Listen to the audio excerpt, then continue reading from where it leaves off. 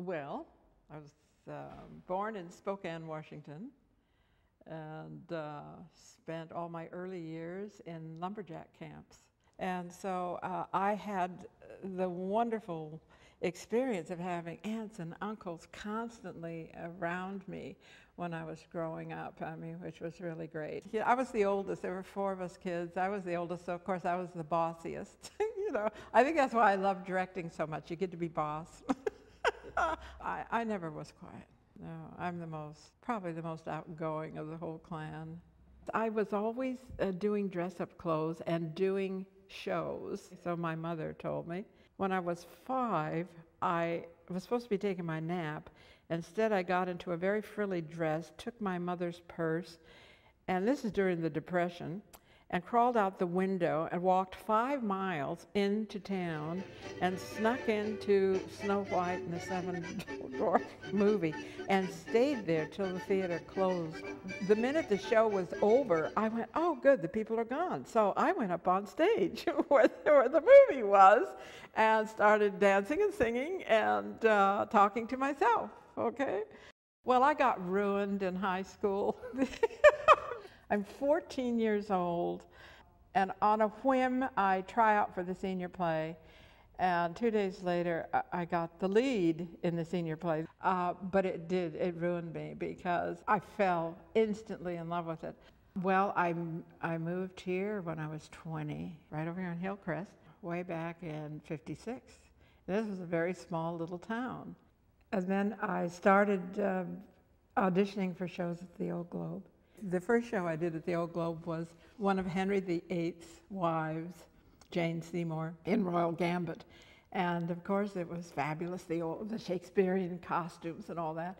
And I got to cry and die on childbirth right there, center stage. So after that, Craig Knoll would say, okay, he'd call me up and say, this is a cry and die part, so you better come in and read for it, you know. So I cried and died and always thought of myself as a very serious, dramatic actor. And then did Hot L Baltimore, did an old lady in that. And I don't know, it was just always so much fun to go there and to work long runs and things like that. And at that point, I was a single mom, and I had to give up theater. It was heartbreaking, but you just didn't make any money to speak of at all. And one commercial could set you off for the whole year. The money was really good.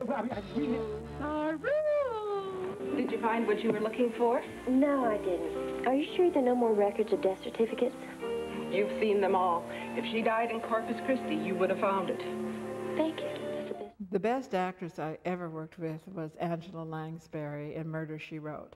This is the most charming, beautiful, giving woman you can imagine. And I was playing her best friend, Prue, and so every 13 weeks I would get a thing with her.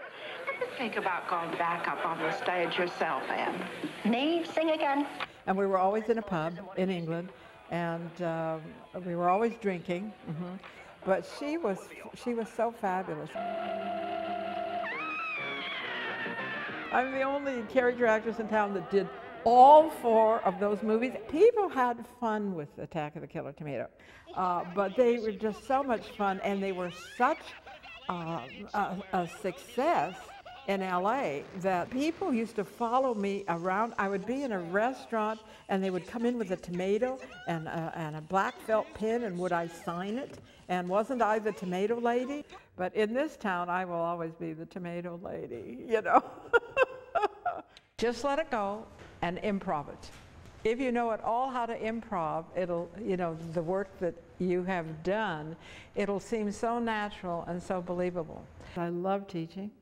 They walk into my class, the beginners, and go, now how long is it going to take you to make me a star, DJ? And I go, oh, you're in the wrong class. And guess what? It's a lot of work, you know? Hey, listen, have you seen your brother? Nah, he said he was going to come over to the school. You actually have to work, you know. You have to find out what technique works for you. Let's see how you do with the laughing. Talking about, give her the cue, Sandy. There's got to be a tag. You need to know how to take a script apart. You need to know how to make choices. You've got to take risks. That's what you do in workshops, you know. I don't believe people fail. I believe they make a choice that's not strong enough. That's all. There's no way you can be an actor unless you can go back in your own life and be emotionally certain things at certain times. What is your character? And have fun with it. The place that we're sitting in right now is like my second home. I have acted, directed, taught here in this theater for 52 years. And of course, when you're in theater, the cast becomes part of your family, and you become very close, and you get to know each other, and some remain lifelong friends. They're just an unusual group. They're so full of love. I feel so fortunate. I mean, I think I'm one of the luckiest people in the world. I mean, I could die tomorrow and I'd be happy because I've just met so many wonderful people and worked with so many wonderful people. Sometimes I just can't believe it, you know.